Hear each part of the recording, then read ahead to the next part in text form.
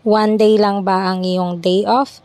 Well, subukan itong one-day itinerary in Antipolo. Una sa listahan natin ay ang Antipolo Cathedral. Hanggat maaari, kailangan nandito na kayo ng alas 6 or alas 7 ng umaga upang makapagsimba.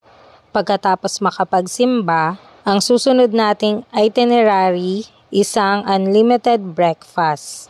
Isang sakay lamang ito mula sa Antipolo Cathedral at mararating nyo na ang Kamayan sa C2H Resto Bar and Grill. Siguraduhin na sulitin ang unlimited breakfast na ito dahil kakailanganin ito sa ating susunod na itinerary. Dahil mapapasabak tayo sa isang matinding adventure dito sa Hinulugang Taktak Nature and Adventure Park.